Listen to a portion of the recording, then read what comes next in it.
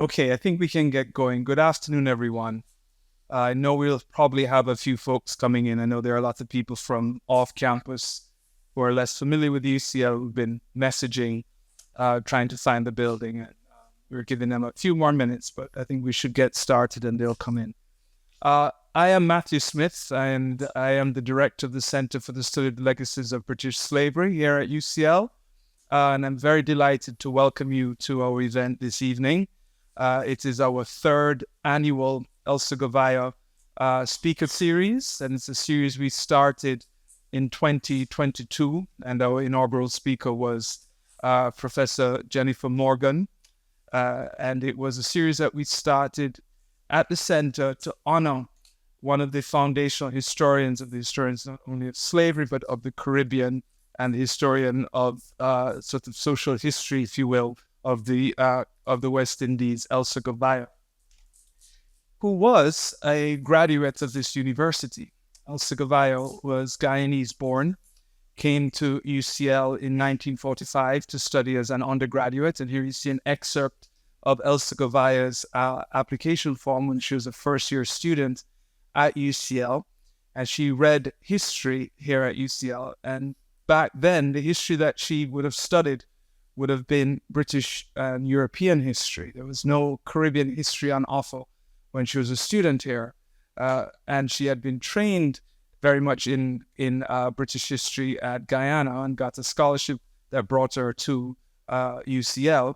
And while she was here, she excelled as an undergraduate student. She won in her second year the Pollard Prize, which is a prize for the student who writes the best paper in British history. Quite a significant achievement for a student from the Caribbean, but also, I should say, a woman student at that point in time.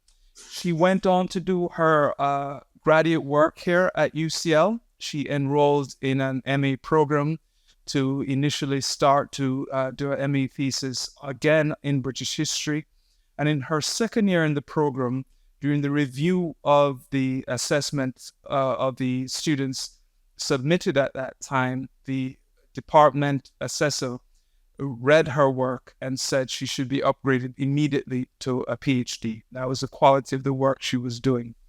She also very boldly, we should say, to that point in time, decided to switch her focus from a focus on British history to a focus on slave societies in the Caribbean, which led to her foundational work on that. And this was, again, I should add, at a time when such studies were extremely few in number in historiography of the Caribbean, and indeed in the historiography of the British Empire.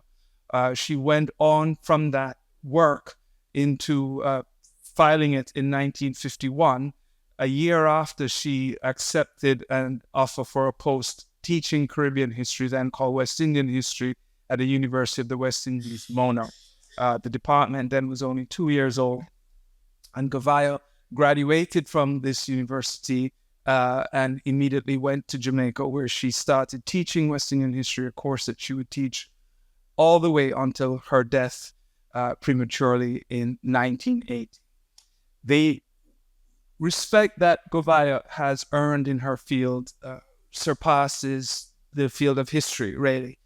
She became well known among scholars in other fields, sociology, economy, politics, government across the Caribbean. She was also pivotal in spearheading the movement for the teaching of Caribbean history in the Caribbean. Secondary schools, and very early on, after arriving in Jamaica, she set about a program of giving guest lectures on Caribbean history and the history of slavery in particular at high schools across Jamaica. She did similar history lesson broadcasts on the radio in Jamaica. And significantly, a lot of the persons that she taught in her first 20 years as a lecturer in Jamaica would become history teachers themselves in other universities, in other colleges across the Caribbean, in high schools across the Caribbean. Some of you in the room may know about Walter Rodney, the famous Guyanese activist, intellectual, and historian. There is an anecdote that has had wide circulation among Rodney scholars that when he was a high school student, he would borrow the notes from his high school teacher and scribble them down in his own notes because he was so fascinated with the history he was learning. And that was a teacher who was taught by Elsa Goveia and was essentially imparting a lot of that knowledge and history that Goveia would have brought to the classroom to students in Guyana. Goveia was also very much supportive of the regional movement in the Caribbean. She supported Federation in the Caribbean, and then would go on from that sort of involvement in Federation after that broke apart by 1961 to support in the movement towards independence in the Caribbean as well. When she died in 1980, Goveia was lauded by heads of state across the Caribbean. Prime ministers were issuing public tributes to her, not only for her role as a teacher, as an educator at the university level, but also as a sort of avatar, sort of leader in the mission to introduce more Caribbean history and the history of slavery and enslaved societies into the curriculum in the Caribbean. It's also significant to note, and this is very much in keeping with our event this evening with our esteemed speaker, Dr. Merle Collins, that Goveia was also a strong supporter of the arts movement in the Caribbean, and very, very much aligned with her work as a historian was her work as a public supporter of the Caribbean arts, and what was known as the Caribbean arts movement. And she wrote a very well-known article on this called The Social Framework, in which she looked at the connections between colonialism and slavery and the development of then contemporary hierarchies within the Caribbean. And this was in 1970. And in that piece, she outlined and stressed the role of writers and artists in the mission of creating a Caribbean identity. And I was going to read an excerpt from Goveia's 1970 essay, The Social Framework. The artists and writers have tended to make the conception of West Indian culture more real in their work by utilizing in their writing the Creole dialect, by making their stories about the West Indies and in the way in which the West Indian society is organized, and also by giving centrality to Black people and establishing that the fact of Blackness is not a fact of inferiority. In the West Indies and the Guyanas, a great movement forward in the arts, which has taken place between the 1930s and 1960s, has led to the emergence of a group of people who share common ideas of the way in which the West Indies should develop. These ideas are the exact reverse of the inferiority-superiority rankings, which have in the past helped to integrate the West Indian society. The artist cannot afford to isolate himself, and I should add here, herself, from the question of how the future is to be formed and what its content is to be, end quote. So that stress on the role that the arts plays is something that Goveia was very, very committed to. And in one of her final lectures before she died in 1980, again, she stressed that need for understanding through art the connections across the islands of the Caribbean, and also that fundamental way in which art serves as supporting the sense of Caribbean, or as she called it, West Indian identity. And that leads me to issue my own welcome now to our guest speaker, Dr. Merle Collins, who is a writer and an artist and an academic who, in her body of work, exemplifies much of what Goveia stressed in what I just read. We're very delighted to have Dr. Collins here with us this evening. I thank you all for being here to be part of this event.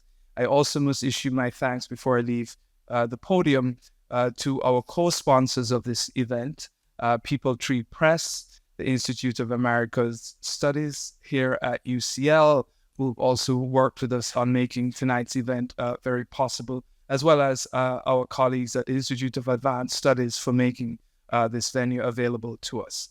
I'm now going to invite my colleague, Dr. Jess Hanna, to step forward and formally introduce our guest speaker.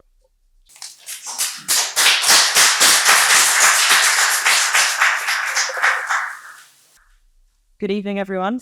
So as Matthew said, I'll say a few words of introduction about our distinguished guest speaker today, and then we'll hand over to her. So Merle Collins is a poet, novelist, academic, and activist. She was born in the southern Caribbean island of Aruba to Grenadian parents who returned to Grenada soon after her birth. After her secondary school education, she studied at the University of West Indies, Mona, in Jamaica, and took a degree in English and in Spanish. After graduating in 1972, she returned to Grenada, where she taught history and Spanish for the next 2 years. She's also taught in St. Lucia. In 1980, she was awarded a Master's in Latin American Studies from Georgetown University. She holds a PhD in government from the London School of Economics. During the Grenada Revolution of 1979 to 1983, she served as a coordinator for research on Latin America and the Caribbean for the People's Revolutionary Government of Grenada. In 1983, following the US invasion of Grenada, she relocated to England, teaching at the University of North London until 1995.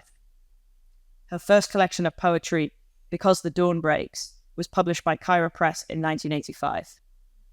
In 1987, she published her first novel, Angel, which follows the lives of both Angel and the Grenadian people as they struggle for independence.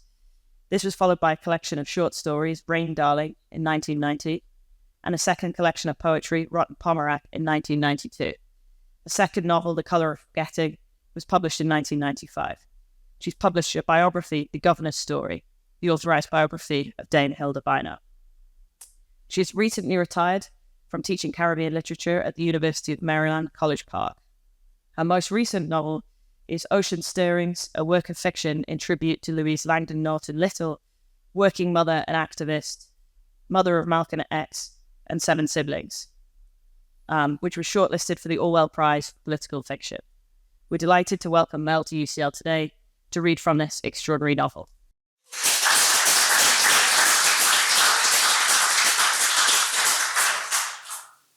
Thank you. Thank you very much for that introduction, for in the source to what Elsa V. It's really important. And let me say, welcome to you all, although I'm welcoming you after having been welcomed. And I want to explain that it's not their fault that I was struggling to come up here with the laptop. I was asked if I needed assistance, and I said no. Okay. So, Ocean Stirrings.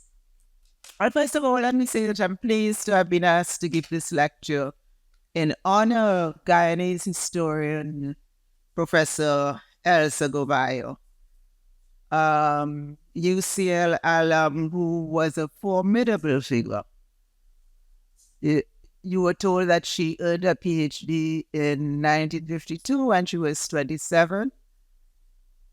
And she was the first professor of history at UCWI. And notice the C in there because we're talking about colonialism. And that was the University College of the West Indies at the time, a college of the University of London. So she was the first professor of history at that institution, being appointed to the position in the year that I was born. Appointed at the institution that was to be my alma mater, now named the University of the West Indies, Mona. The C is gone. Professor Goveia did very important foundational work in the study of Atlantic slavery, and I hope that her spirit informs this presentation today. The book that I'm going to talk about is titled Ocean Stirrings, precisely because as a creative writer, I wanted to make a link between the personal journey of the Caribbean mother of Malcolm X and his siblings and the fraught Atlantic journeys of many other African people pulled across the Atlantic Ocean from Africa into the Caribbean and into the area that we think of today as the Americas. Ocean is the character in the novel created to memorialize Louise Little. and she is named for the ocean. So that her name is the Creole word Ocean. And, it's important to remember that this is a work of fiction. I am not taking the story of Louis. I'm not telling you that this is the story of what happened every day in Louise Little's life. I've created a grandmother figure, and these are not the conversations that happened in the room with the grandmother, etc. But as a creative writer, I am also interested in history. So there is that notion of interdisciplinarity, and history and literature, an idea that you were told that Elsa Goveia was interested in, and an idea that was further developed for me at Mona by my encounter with colleagues of Elsa Goveia, Coulthard, who was the person appointed in the same year as Professor Elsa Goveia, who taught Latin American literature at Mona. And then, of course, also Kamar Brathwaite, at the time Edward Brathwaite, who taught West Indian history when I was at Mona. And although I went in to do English and Spanish, I also took West Indian history with Edward Brathwaite. And of course, he was also reading his poetry at the same time that he was teaching history, reading his poetry at the Creative Arts Centre at Mona, poetry focusing on those Creole voices, and reviewing, talking about Caribbean literature. So as I think of the narratives associated with Louise Langdon, mother of Malcolm X and his siblings, I make what I think of as an oceanic link. I give some attention in the novel to the journeys like those of her grandparents, who are said to have been of that group known as liberated Africans. The family in Grenada told me they were liberated Africans. And what was that category? In 1807, Britain was persuaded to legally put an end to the slave trade. And those from other European nations, the Dutch, Spanish, French, Portuguese, who ignored this announcement of an end to the trade and continued trading in African bodies, would sometimes have their ships stopped on the open seas, and the Africans they were carrying to be enslaved in the countries that they claimed taken away. So these Africans, now called by the British liberated Africans, became, in fact, and the family in Grenada spoke to me about that, an important source of cheap labor in British colonial countries in the period following 1807. Throughout the 1830s until about the 1860s, the last group of that category, liberated Africans taken to Grenada, arrived in 1862. According to relatives of Louise Langdon in Grenada, one or both, they didn't seem to be sure which, of her grandparents belonged to this group called liberated Africans. So I wanted to explore issues like that, things like this in fiction, some aspects of what this could mean for Africans in the 19th century communities. And so this is what I mean when I say it is a story influenced by Louise Langdon. I am inspired by the story of Louise Langdon's life. And so I take it broader. I go to all of the people who, of that generation in particular. Let me read a little bit from here. Here I have a young man, Ocean's uncle, speaking to his grandparents, to his parents, to Ocean's grandparents about liberated Africans coming into Grenada. This is a very short section, just to give you an idea of how I handle some of these things. He's explaining to his grandmother, and now she is talking to us. And so the boat called the Negrina is the boat that my big son Hero say he see a list for, with African names and European names. And was a Portuguese ship, Hero say. So look how, if it was really that ship that his grandfather over coming on, he nearly ended up in Brazil or somewhere, and it could have been a whole different story. Who knows? So you don't see African names like what again? I would have to ask him. But what I remember is, yes, he told me he's seen names like Osa and Maya and Kaima. So you don't see all these names. That is why he telling his father that those who could see their names from before were lucky, even though they write down the African name and then they just give them another name. So that is how we even know the name Oba, my son Hero said. And I remember that the example he gave from the list that he told me he see was that there was a child called Bippy who was 11 years old, and on the list they gave Bippy to a merchant named Mr. Rob Graham. That was it. And Bippy's European name became Hannah Graham. I keep that in my head because that was the example the child gave me. And it made me wonder where Bippy children and grandchildren today. And if they know that they nearly end up on an estate in Brazil somewhere, and that the name they have is from Mr. Rob Graham, a white man merchant.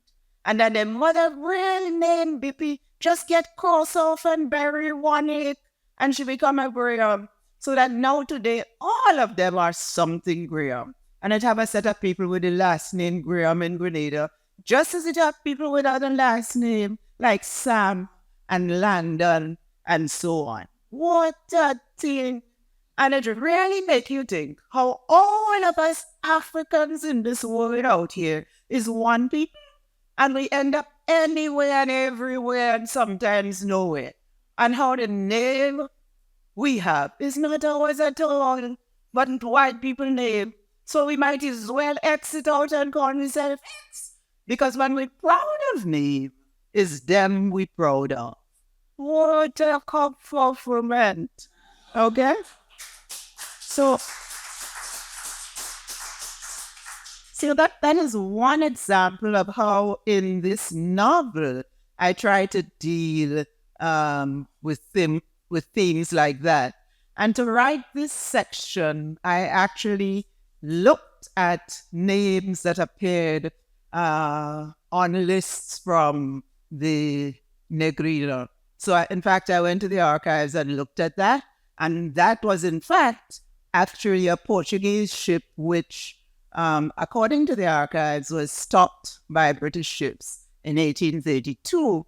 And some of the people who, in fact, were being taken by the Portuguese to Brazil did end up in Grenada. And then all of that discussion that takes place about names and cousins and whose cousin lives where, etc. And also the critiques I've heard of Malcolm naming himself X. I thought, so that had an influence on how I developed the characters in this novel. So the novel Ocean Stirring sets out to explore many aspects of unsettling movement, traumatic stirrings caused by the ocean, stirrings that continue today, the continuing journeys of Caribbean people in diasporic locations. Many of these themes linked to the ocean then had an impact on the life of Louise Little. And as I say, the work Ocean Stirrings is intended as a tribute to her and an acknowledgement of those journeys, personal and historical. So it's fiction and poetry influenced by history. And I'm always conscious of how colonialism, of how the colonial experience shaped us. You were saying that, for example, Elsa Goveia went to do British history and then ended up, taking other paths at university. And of course, for all of us who went through the colonial education system, it was a similar story. By the time I got to sixth form, I hated West Indian history. They had just started teaching West Indian history. I hated West Indian history. I loved British history. And that is what I was getting also from my teachers. When I went to Mona, I thought that I would want to do some British history. And then I went to one West Indian history class and I said, okay, I can do the West Indian history. And there began that interest in history. And of course, because Kamal was there at that time, the history literature link became important as well. So I decided on characterization in the novel based on various things, consulting the archives, reading the work of people like the African-American Eric McDuffie, who has written a lot about Louise Little as someone from the American Midwest, which is where they lived in the end, interviewing a family member. And in Grenada, here I should name Terrence Wilson, who continues to do his own family investigations, talking to neighbors, speaking to Grenadian ex-ambassador of the United Nations, Caldwell Taylor, whose oral accounts were compelling, and who, when I talked to him about autobiography of Malcolm X, he said to me, read the older brother, Wilfred Little, who knew the mother better, in fact.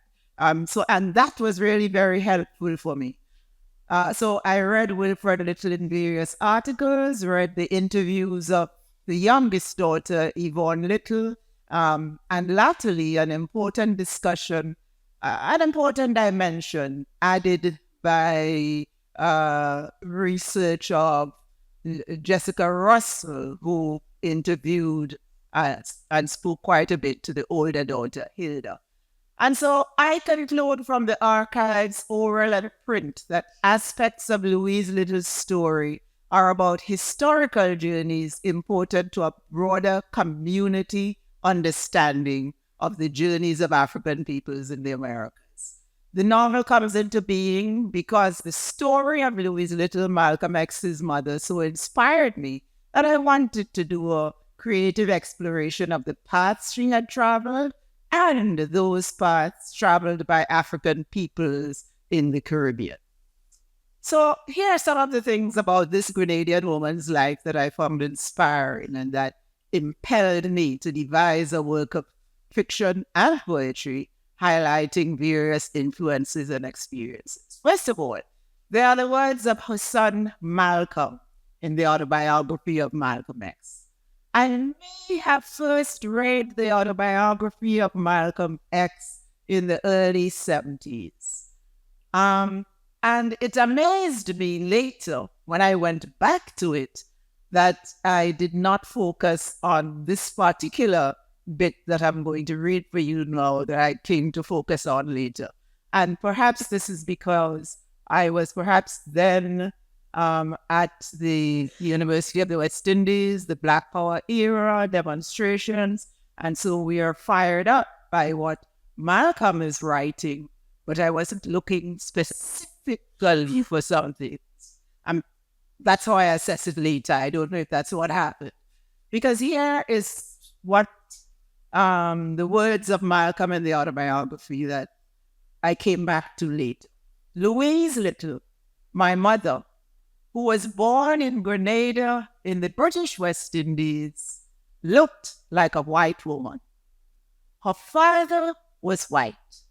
She had straight black hair, and her accent did not sound like a Negro's. Of this white father of hers, I know nothing except her shame about it. I remember hearing her say she was glad she had never seen him. So when I came back to focus on this, I thought, how did I miss this? I mean, how did I miss focusing on this the first time I read it? According to his biographer, Alex Haley, Malcolm X only really started to talk to him when finally asked about his mother. And that was a paragraph so filled with information, stories between the lines, plantation, sexual license, race, colonialism, private pain, all of that. So I thought there's a huge story about the mother here waiting to be uncovered. And then I read Older Brother, Wilfred Little, and he in fact said that aspects of his mother's life are there waiting to be uncovered in Montreal, in Grenada, elsewhere. A white father she had never seen. She looked white. She was ashamed of the idea of this white father she had been told about but had never seen. And all of that spoke to me of estate owners and predatory sexual attitudes toward the working people. I stopped and smiled there because I was thinking of different colonialisms. At one time, I would not have pronounced predatory. So, just thinking about the different pronunciations, British and American, because you're always conscious of moving to different places and getting different signals. So there were other issues as I put together ideas for the novel. As I became more aware of competing narratives, my interest was not so much in uncovering what might still be a traumatic family story. The story for me was that environment existed. And I've been forgetting to change these. So you see here, this is what I read out to you a little while ago with the words of Malcolm X from the autobiography. That is, you see what it is here, La Digue, and this is near Louise Little's family land. In fact, it's an actual picture of part of the family land in Grenada. So, as I think of the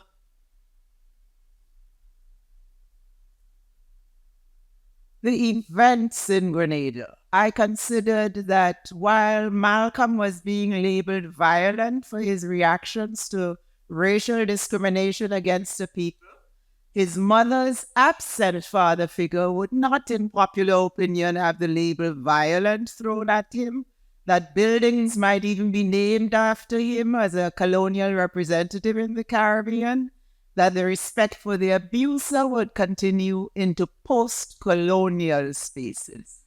I was interested in the kind of colonial and imperial history that produced that situation for our people, not only for Louise and her children. So I decided that for this work of fiction, I would take a wider walk, consider the roles that fiction could play to help us imagine characters and their reaction to situations. I would find my way in the imagination to 19th century plantation Grenada, the French and British colonial environment of the period, and consider the lives of working people like the grandparents of Louise Little, laborers of her mother's generation. Use what some refer to as the subtle rhythms of Creole in Caribbean poetics, as discussed by Glissant, Kamar Brathwaite, presented by Louise Bennett, etc. So the book begins with the voices shaped by French and British colonialism.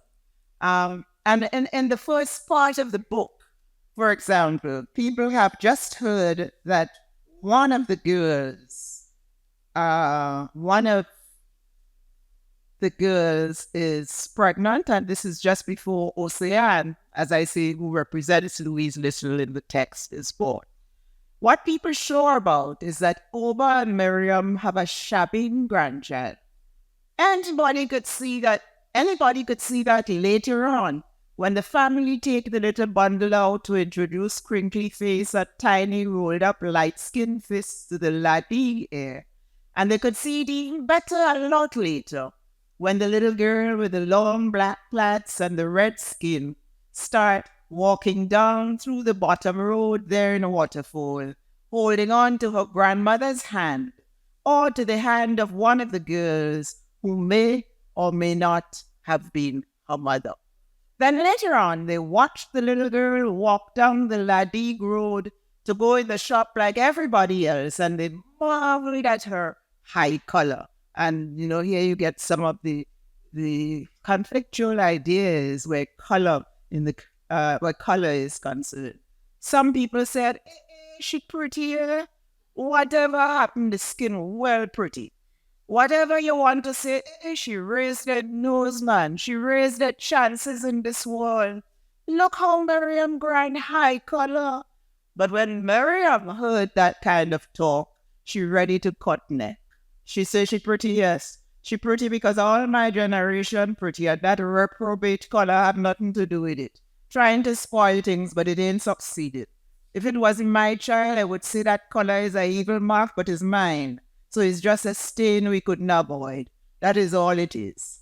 And people watch the little light-skinned Langdon, not one that get the Langdon name and some of the skin color from a white Langdon, but one that tongues they could get another white man name that stays secret for now, a name from another wandering sea. And they marvel that this new little Langdon's so active already, and she's so small that she's just barely able to keep the little legs steady. They watch her hold a big person's hand, the little blue skirt and white shirt neat on the near white body, the little knife pleat of the blue school skirt, sharp even when she a little thing, little. And they talked, of course. Ma Miriam buying plenty starch, boy, or is maniac she greeting so. They watched the child walk up the dirt road to that place the church saying is a school. They put a roof on it and it looking well good days, not for style. It's for the children to have some place to sit down and learn their lesson. One day they go make it a proper school. Ma Miriam taking in front. She started early. Before time, everybody who want lesson had to go down to Lappe, but the archdeacon well trying in Ladig here. Ma Miriam start to send her grandchild to learn early, as if, they murmured, to prove a point. And it was as though Miriam was the mother because she was the one taking the child on Sunday mornings to the Anglican Church in Holy Innocents, where the English school and the English church together on one long piece of land above the place that the French called Ladig when they were here, taking the child to church to give God thanks for letting eyes open up on a day of sunshine, or rain, if it's rain Papa Bunny choose to give. Is Ma Miriam introducing the little girl to the market in Lappe. Is from Ma Miriam the child learned early to watch the eyes of the fish in the market and not to buy no fish with the eye too cloudy, because that probably mean it there since Jesus was a little boy. Is Ma Miriam dropping the little Langdon girl off to school most times? And so time come and pass. 1 and 1 become 2 and 2, become 4, become 8 and more. So you see, within there, one of the things I was trying to do also was give that experience of French and British colonialism, because they are living, and this was Louise Langdon's actual experience that I was drawing on here, living in a place called Ladig. Like the French had named Ladig, but going to school in a place quite close, which was the Holy Innocents Anglican School.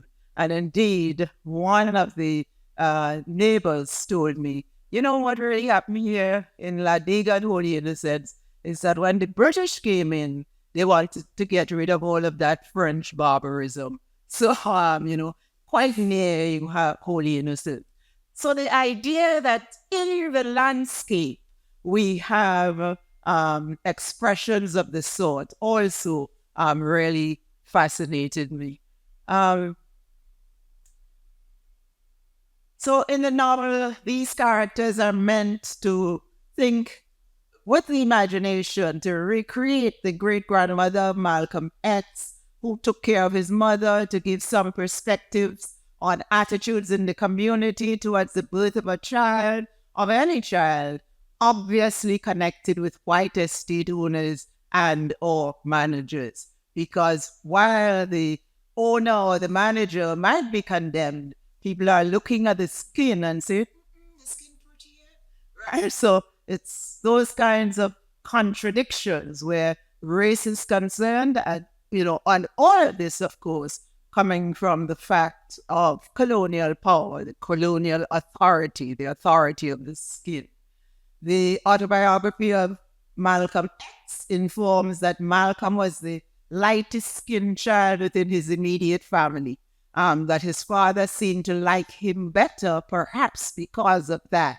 And this is from Malcolm's account, that his mother was more strict with him, he thought, because she wanted to convey to him a message that light skin was nothing to be particularly proud of. She would often tell him to, and I quote, "Get out of the house and let the sun shine on you so you can get some color." And as I read that, I am thinking of this Caribbean voice saying this to the child. And when I saw the comment from Malcolm that, and again, a quotation, "I am sure that she treated me this way partly because of how she came to be light herself." So I wanted to imagine aspects of the socialization of a child like his mother, Louise Landon, of the obviously complex in terms of race and otherwise, the obviously complicated journey of mother, grandmother, child, light-skinned, and she was a child light-skinned in an environment where, however it is acquired, light skin associated with colonial power can mean social prestige. And I've already said that the adjective that would unquestioningly be used for that skin would be pretty or something similar, a nice fair-skinned child. The girl child would be teased to and possibly called red. And then with the French Creole, petit rouge, chabine, and Walcott has used chabine in his poetry. But the more consistent reaction to the color of his skin, whatever might be whispered behind her back, would be positive. And so the questions that arose to me, were things like, what kind of socialization might make Louise Landon grow up to have the ideas that her children later suggested she did? Hence, my invention in the novel of Océane and her grandmother, Ma Miriam. Louise Little, by all accounts, was a rural Caribbean child of a white father and a black mother.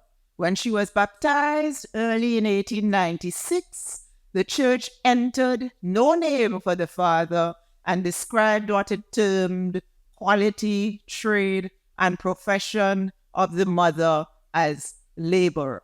And that is a term used for estate workers. Some of you may remember a Naipaul character being very upset that his occupation was put down as labor. And the church gave what it considered what it termed the mother's abode as La Digue, that French-named place. So this very light-skinned child from a rural plantation environment grew up to be a Garveyite, to follow the teachings of Jamaican Pan-Africanist political thinker Marcus Garvey, to work in various roles for Garvey's Universal Negro Improvement Association, to emphasize the importance of valuing a Black identity in plantation America and throughout the world. Louise Little's children said that she made them read Garvey's paper and the paper of Grenadian Federalist T. Marichaud, The Negro World and the West Indian. And Marichaud believed in the Federation of the West Indies long before it happened. She told them they should not be narrow national thinkers. Yeah, and this is the children talking about the ideas of their mother. They should not be narrow national thinkers when they thought about blackness, but should put things in international perspective because, she told them, there are bright black people all over the world, and rural Michigan and the Negroes there did not comprise the world. And remember at the time, this is 1920s in Michigan, with the Ku Klux Klan newly revived after the 1914 to 1918 war in Europe. So the Klan is attacking them all around. And she has this very activist perspective that she is passing on to her children. She, and of course, her husband as well, Merle Little. She's telling them not to follow the ideas of their teachers at school about what they could be, but know that they should aim high. In other words, she's telling them that rural Michigan, with the presence of the Klan and the negation of blackness in the 1920s, is not the world. According to Wilfred Little, his mother taught them grammar. Some of his comments took me to the Colonial Caribbean Royal Reader, so that in the work of fiction, I emphasize the Royal Reader. I emphasize the influence of those readers, which is a double-edged kind of theory. Bob Marley and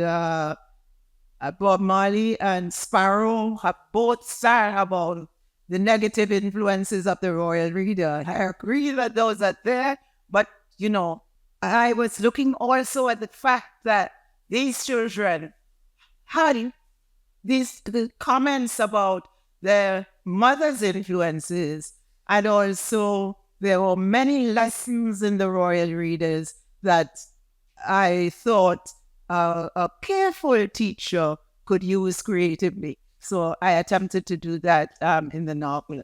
I also found material from the Colonial Legislative Council explaining attitudes to rural schools, education, the use of Creole. And here is a very interesting quote.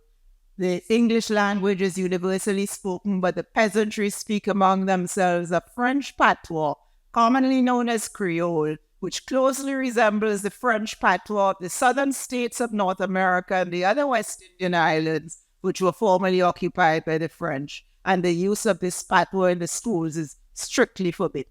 So, as you read this, you're saying, we are used to commenting that people don't want their children to speak patois. But it's not just that they don't want their children to speak patois. They see the writing on the wall. They know what the education system demands. So, of course, they are going to try to ensure that this becomes a secret language for them. And from my own experience growing up, my grandmother, I'm told that my great-grandmother spoke only that Creole. My grandmother also spoke this patois, and my mother. But if for my mother, my parents, this was a secret language. You're not going to be coming and speaking this language in their presence because they know the school doesn't want that. And they would be telling you in Creole, don't talk that. That's all right. Whether it's English Creole or the French-based Creole. Child, you go to school every day and this way you're talking? All right. And so that you're getting the Creole. But, of course, they want to be sure that you do what will take you further. So at school in Grenada, Louise Little, like other Grenadian school children of the time, would have learned to value the use of standard English, to think of it as a cut above Creole, to try to speak standard English when in school, because Creole, as I see, was absolutely forbidden in the schools. In a recent 2022 dissertation entitled "We Never String Berry Here," John Angus Martin maps the beginning and establishment of plantation slavery in Grenada by the French as between 1649 and 1762. So the French voice, church prayers in French, language inflected by French, existed in Grenada well beyond the eventual 1784 British beginning. Throughout the 19th century, French Creole and some use of French, Our Father in the Catholic Church, for example. So look at it, right? You have the Anglican Church teaching one thing, but you also have the Catholic Church with the Our Father in French and other things happening in there. So the role of the churches in colonialism. And I just want to say something else about the attitudes towards rural and urban schools, because of course Louise Landon was born in Ladigue, lived in Ladigue, went to Holy Innocents School, and the Colonial Legislative Council says, for example, the education, and I think this should be it, yes, the education that the vast bulk of our peasantry needed to qualify them for their lot in life was a thorough training in the 3 R's. The decision, therefore, arrived at last year was reaffirmed and strengthened by the present bill. And what's that decision? To maintain a broad line of demarcation between the vast majority of pupils who would be thoroughly and exclusively trained in the 3 R's in lower division schools, and those others comparatively few in number who were qualified by intellect. You have that? Yes. Who were qualified by intellect to make further educational progress. So notice this. Those in the rural schools don't expect too much from them, right? They're not generally qualified by intellect. So when we talk about the urban-rural divide, again, this comes out of the colonial experience. And in fact, there are other things which I didn't put here, but in the purely rural districts, the schools would have pupils in this division only, the lower division schools, right? Where you're just giving the 3 R's because, of course, we want people to work the fields. We're not giving them any, too much education because what are you going to do with it is the attitude, right? While in the important, and this is a quotation, in the important centers of population, where it might be expected that a few pupils desirous of qualifying for other walks in life than that of the agricultural laborer would be found, and upper division would be maintained in the schools, and we would call those schools combined schools. So this rural-urban divide with some people thinking, country people know nothing, that comes out of, again, that colonial shaping, a decision to have these lower division schools in the rural areas and the upper division schools in the urban areas.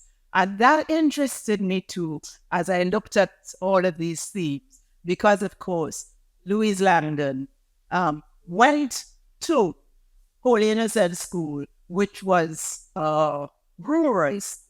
So at the time, there's that emphasis. And in the novel, I've created a teacher, generally known simply as Sir in the novel, who has ideas that the Legislative Council would not approve of.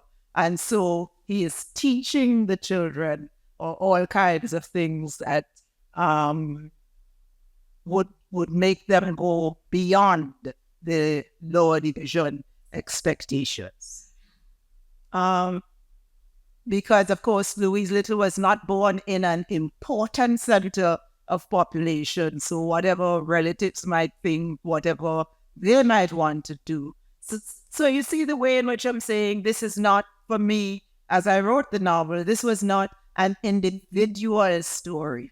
This was about attitudes towards groups of laboring people all over the Caribbean. And you historians would be more informed than I am about whether this rural-urban divide, is replicated in other places. And because I think it's important that these attitudes that are there in the Legislative Council, this colonial shaping of a rural-urban divide, that governments now, as they create their policies in this post-colonial world, would understand how these things develop.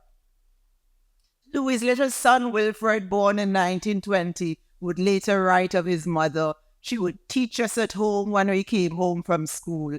We would give her what we had learned that day, and she would then reteach it to us and give it to us in a way where it would do away with some of those negative things that they had incorporated in." And I thought, this is a whole generation of people, older people, teaching their children at home in the way that Louise Little is doing here. And they're using the resources that they have from their primary school education to do that kind of teaching. So Louise Little's journey sounded for me echoes of a colonial and post-colonial story that motivated me to explore and honor not only Louise Little, but working people and especially working women of that generation. So Louise Little eventually leaves Grenada in 1917. She goes to Montreal. She begins to work with the Marcus Garvey's Universal Negro Improvement Association, which is emerging in Montreal just about that time. She also meets Merle Little, who is from Georgia, who has come up from Georgia, and who is himself also fascinated by the Universal Negro Improvement Association. And I'm jumping ahead a bit here so that I don't talk too much and not have you have time to respond to anything. Later on, Little and Louise moved to Philadelphia, and throughout that period in the United States, first Philadelphia and then the American Midwest, they are working to expand Marcus Garvey's ideas and the ideas of the Universal Negro Improvement Association. In 1931, Little is killed. He dies, and the popular reaction to this is that he was in fact killed by a white supremacist group, the Black Legion. After Little's death in 1931, there are 8 years during which Louise Little is trying her best with 7 children. They have 7 children by this. She's trying to maintain the home. About 8 years after he died, in or around 1938, she must have needed woman friends to talk to when a man, the tall, dark-skinned type she was attracted to, appeared on her doorstep, apparently literally following her home. She seems to have envisioned the social workers leaving her alone because they gave her a very rough time during those 7 years. If there were a man around to take care of the children and supplement her income, perhaps she didn't anticipate that she would get pregnant with her 8th child, and that representatives of the state in the form of social workers would pounce, remove the little pension she was getting because she had cohabited and proved herself unworthy, take away the most difficult child, Malcolm, who was then 12 years old, to place him with another family. And as a woman in the 1920s, as a black woman in the 1920s, she didn't get to make personal decisions, to have control in areas she might want to think of as private. And here we come to the public and the private, the absence of private spaces for women, and especially for black women. The clear question of who gets to have these private spaces. The negative perceptions of blackness, strong also, of course, in what I think of as this continuing colonial story, meant that a way would be found to finally get them off the land in an area where they lived, an area marked as white, an area that carried the stipulation that only those of the Caucasian race could have property there. Actually written, right? Open legacies of the plantation system. And in the midst of all of these public troubles for Louise Little, there were private ones. The suitor, the man who had pursued her, disappeared, not as attentive as he had seemed to be, she required him, apparently less able to take care of her children, more introverted. And one day, social workers appeared without explanation to pull her away from her young family to a mental institution. And her son Wilfred wrote later, I took her to a psychiatrist myself. He said that she needed some rest and that if there was someone who would relieve the pressure for a bit, she would be all right in the end. But there was no one. And I will just read a few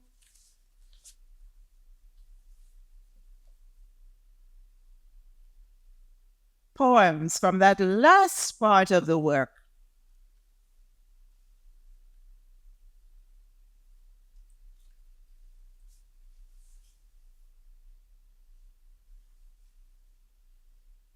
So one morning in 1939, in January 1939, the social workers appeared and dragged her out of the house. Take her to this institution, which is Kalamazoo Psychiatric Hospital. This poem is, Why Am I Here? Sing a song to me. Something is happening to me. I need to feed my little baby. They took me from my children. They imprisoned me. A kidnapping. A savage pulling off my shoes. A getaway vehicle. A driver speeding, pounding, shouting, stares, screams. I keep dreaming this bad dream. Why am I here? And then she thinks of lines from the Royal Reader. Sing, bird, sing a song to me. One there is who cares for thee. Day by day his strong right arm keeps both thee and me from harm. Still 1939. No one will answer me. I told you what my name is and that I was born in Grenada. I keep asking to be free, but no one will answer me. Yes, I have 8 children. I've said they are my life. Don't ask me the same damn questions over and over again. I would not in a cage be shut, though it of gold should be. I love best in the woods to sing and fly from tree to tree. This one, 1939-1940 period. This is my name. And by the way, the last name of Louise Little's father, last name was Norton. So this is Ocean, who is taking on the character of Louise Little. Norton, that's my name. I said my last name was Little. I need to add something. It is actually not Little. Norton. I gave the white father's name. I hope it helped to set me free. It must be good for something. Who knows? The name might be the key. A bossy name? I don't know. Is whiteness of the father a boast? I need whatever might help. I don't want grief. I'm already lost. Love not to talk. Love not to boast. Grief comes to him who brags the most. In this 1940s one, she's remembering Garvey. Look for me in the whirlwind, seek me in the storm. You mightn't see me, but I will be there, and with God's grace I shall bring with me countless millions of black men and women who have died in America, who have died in the West Indies, who have died in Africa, to aid in the fight for liberty, for freedom, for life. The Honorable Marcus Mosiah Garvey taught himself this. Yes, look for words in the dictionary, seek them in the book, pick up whatever is there. At first you might not understand whatever is there, but with God's grace, you will learn. I'm just reading brief excerpts. And the final thing, because I think this is about time, the final thing that I will read is Little Wheel and Big Wheel. And this is a poem from the 1960s, because she was taken out of the institution by her children in 1962. 1960s. Little Wheel and Big Wheel. And again, that's a Aurora Reader poem that she's kind of riffing on. Says the big wagon wheel to the little wagon wheel, what a difference between us I see. As our course we pursue, can a small thing like you keep up with a great thing like me? Me? I am royalty. Even if I have to whisper it to me, I know I am royalty.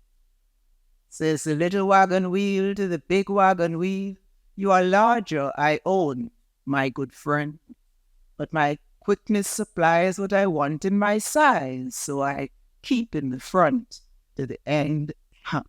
Go for it for me now. I keep in the front to the end. Yes, I laugh. Use the old lines, learn the rhythm and the feeling, make them your own, change them and reshape them.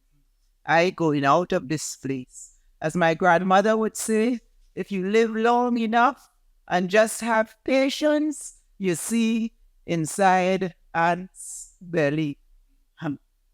Ada Buddha for me.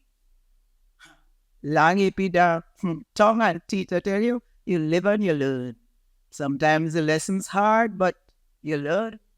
Even when those who don't like you think the story is theirs, make it yours. Make it yours. I have my children's hand to hold on to now, and I keep in the front to the end. I keep in the front to the end.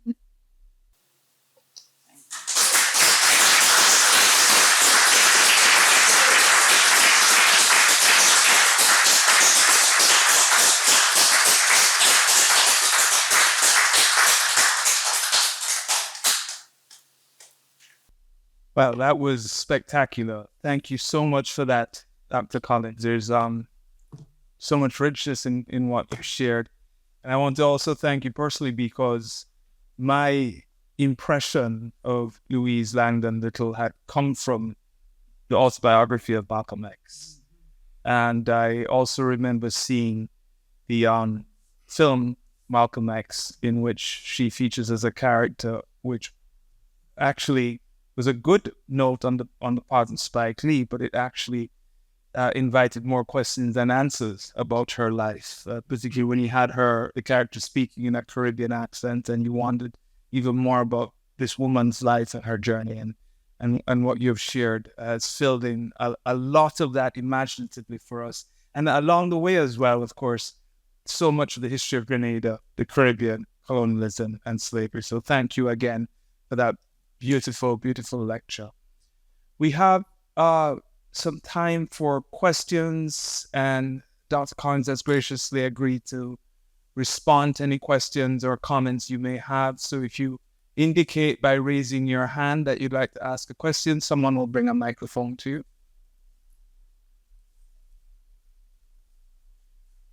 I would just like to say thank you, Merle, very, very, very, very much. I grew up in the Caribbean during the 50s, and a lot of what you described, I remember it, even during the 50s, to the point where one of my grandmothers was the housekeeper and a Scotsman, actually, and he used to go around the islands doing things. And one day he raped her, and my father was born.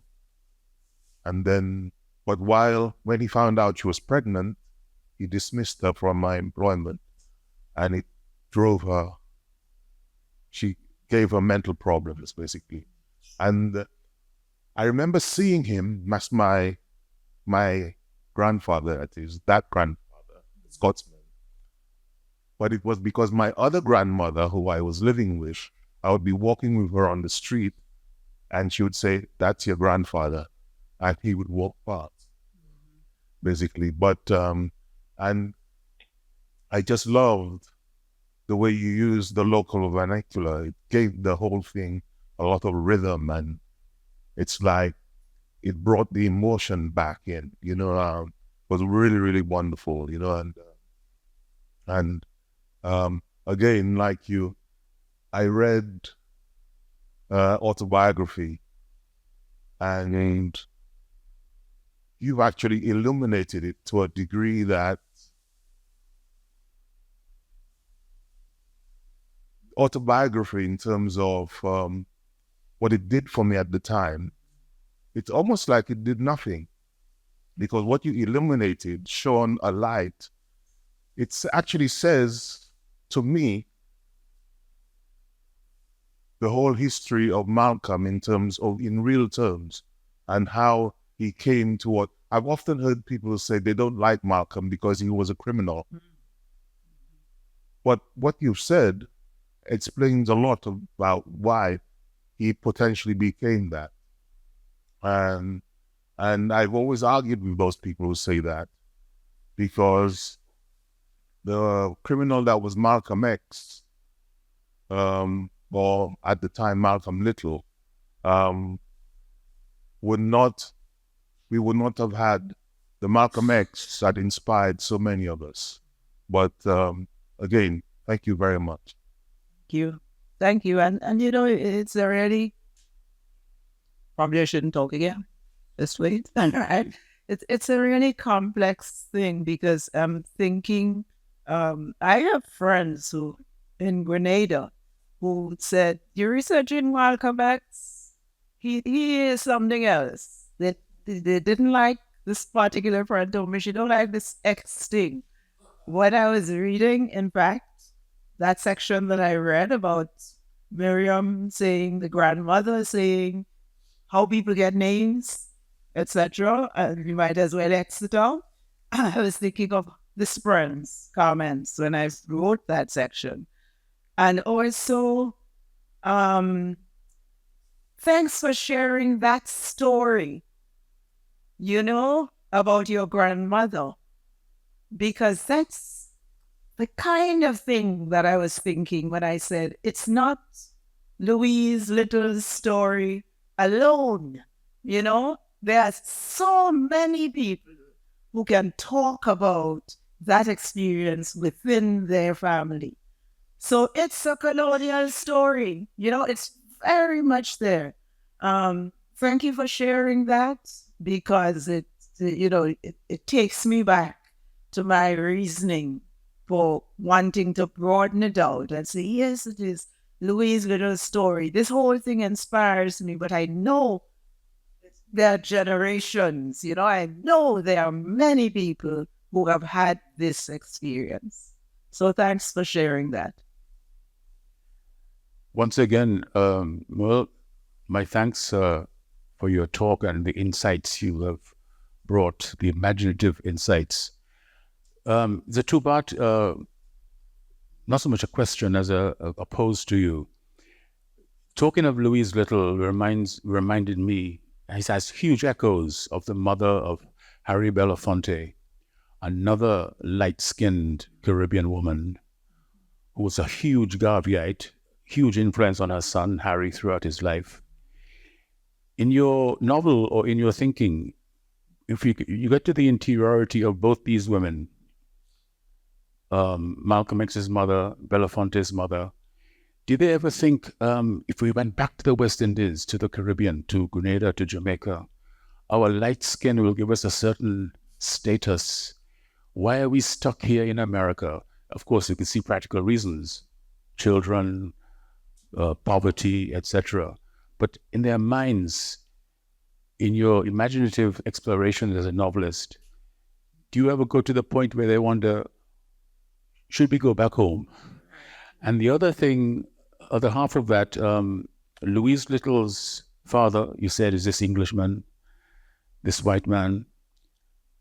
Her mother, from what I have been reading about and thinking myself, it goes back to, say, Robert Wedderburn's story in the early 19th century, Dido Elizabeth Bell in the 18th century. Their mothers to these white fathers would have been girls. They wouldn't have been women. They'd have been girls in puberty. So we're talking about a really kind of a predation, a kind of toxic, to use the current word, predation of the rape, the assault of young girls in their puberty. They weren't women. And again, it brings a dimension to the story of colonialism, of enslavement, of inherited trauma, which isn't much talked about. We talk about the mothers, we think of maybe women in their 20s. No, these would be girls in their puberty. So those two things, could you give any reflection? Excellent question. And in fact, I thought a lot about this question of the age of the mother. I deliberately, because,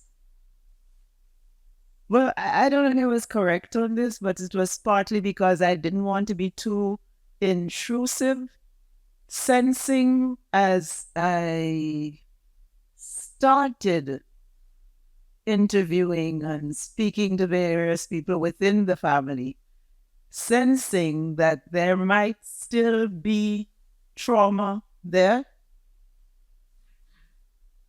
One member of the family told me that the mother was actually a 12-year-old. Another member of the family told me that the child who mothered Louise Little was actually 13. One of the people doing the research said, no, this was an 18-year-old. So there was a lot happening there. And I don't think, for example, Terence, who I interviewed in Grenada, Terence Wilson, if he read the book, he's probably not very happy that I let it go as if this is an 18-year-old. I went with one of the researchers because people had so many different perspectives on this. I decided that I don't want to leave it with a traumatic idea for the family, right? And that was my only reasoning. I thought, I'm not sure and also when I looked at the archives, I had questions. I thought that Terence's oral account of a 12-year-old and, other things I wasn't too sure about. In the archives, I saw where the church named the mother Ella. And one of the researchers had Ella as an 18-year-old Langdon who died in 1900. So since you had that kind of, uncertainty, I thought I would use that particular thing for the Oceanian figure. But in the text, I also have 12-year-olds mentioned as, people who were attacked sexually by the plantation owners. But if you're asking me specifically about Louise Langdon, that one I had many questions about in my own head. But what is clear is that this same Norton figure was accused of fathering a child by a 12-year-old in that same area. So whether it was the Langdon child or not, it happened. You see what I'm saying? So yes, I see the questions you're asking, and I think there's definitely need for concern there. I'm saying need for concern, but to expose the fact that you had 12 and 13 and 14-year-old children, there were very predatory attitudes on the part of the plantation owners. Hi, thank you for sharing your work. Really enjoyed your talk. Okay, I just wanted to ask a question based on language. So, like my great grandmother, she didn't speak any English at all. My grandparents were Creole speakers. They're originally from Sauteurs, and considering what's just happened with St. Lucia, now they're teaching Creole in like around 14 schools, and you also lived in St. Lucia yourself. What comes to mind with your relationship with the Creole language when you realize that Grenada has lost something significantly, if you do see it as a loss? And did Creole feature in any of your work when you were in St. Lucia? I stayed in St. Lucia for 1 year. Didn't do a lot of writing then. In those times, I was teaching at a high school in St. Lucia. And it featured in the sense that I went up into where Patrick Anthony was, using Creole in his church, and, so that in fact what happened when I was in St. Lucia was that I was learning a lot. As far as Grenada is concerned, by the middle of the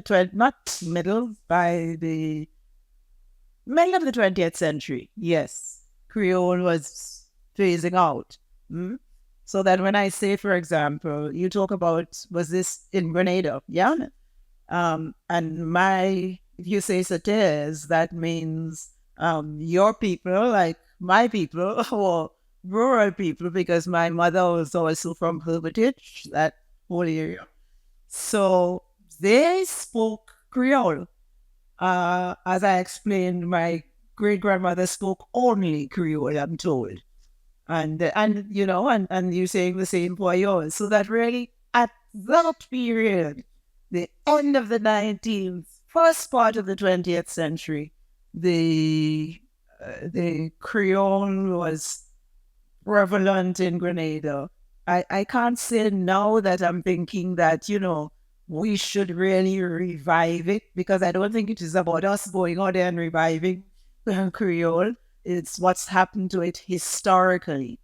The other thing that is happening, though, is that some of us are putting ourselves out to learn it. So that now, for example, I am being taught Creole. I have Creole classes online. And interestingly, it's being taught by somebody who is the son of Merle Hodge, who is a Trinidadian writer. Namdi. You do know Namdi, right? So I take classes with Namdi, because he's going into Grenada, researching, etc. So, and a lot of people I almost said my generation, but that's because for a moment I thought I was young. But a lot of people, younger people are also learning the Creole. And I think that is going to happen. Perhaps eventually there might be some form of a revival. But of course, historically, it's just preserved. But by the way, let me just say one more thing.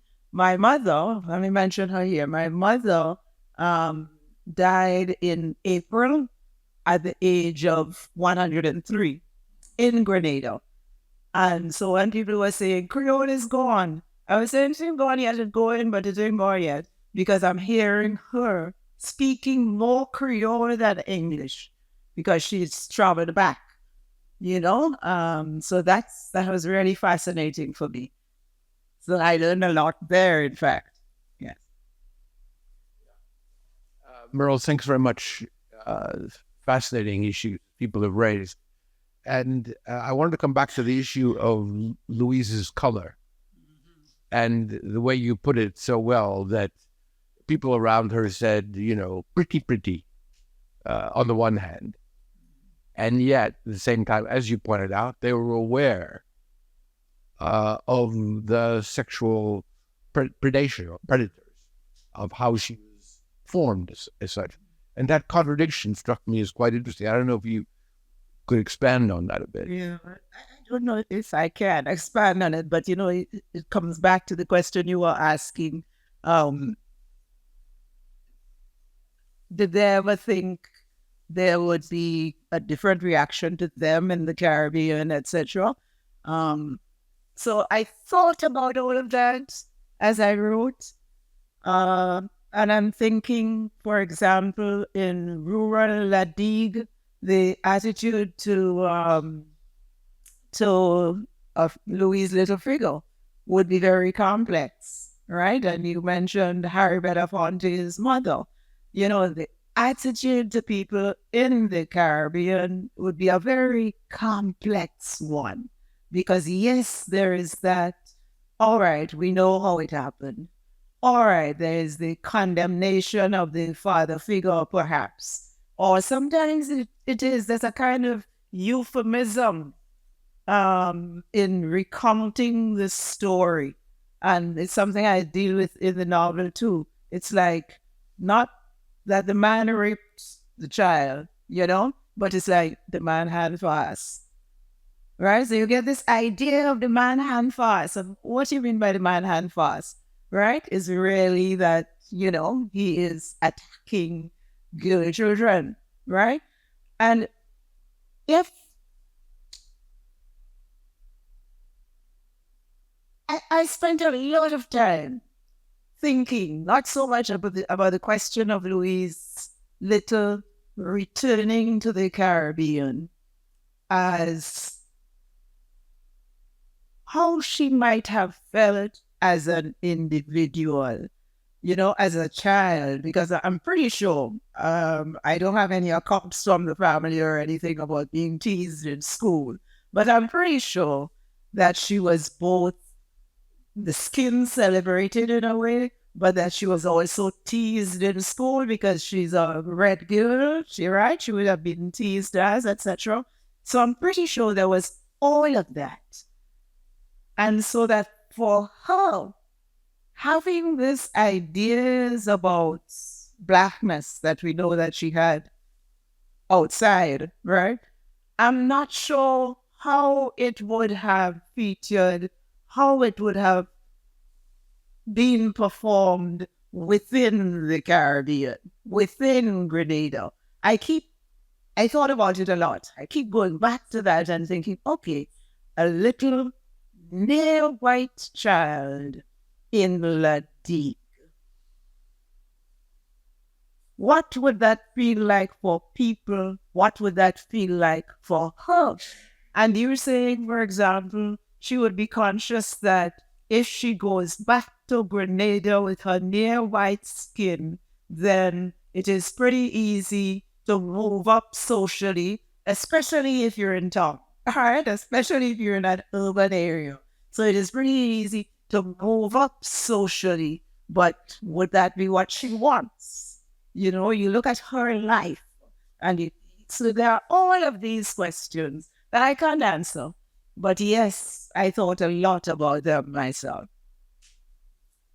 I was only looking here because, you know, you had similar questions on this. Well, I just want to touch on the issue you raised about the sort of sectioning of education, where there is a kind of allocation of very limited spaces to those who are proficient in the language. Hubert Devenish has kind of dealt with the issue of the Creole language in Caribbean society. And that is part of the same exercise, where the Creole language is, it says, demonized in the public space. But there's also the issue that we actually don't have the information about the waves of colonization. You pointed out that French, the Dutch, the English, the Spanish, the Portuguese, all of those languages have traveled through the Caribbean. And as you said, the replacing power erases the past, the linguistic past. So I'm glad to see that, you know, in the novel, that is touched on. Thank you. Thanks. Thank you. Thanks for the comment. Okay, I think we have time for maybe 2 more questions and we'll take them together. If you raise your hand.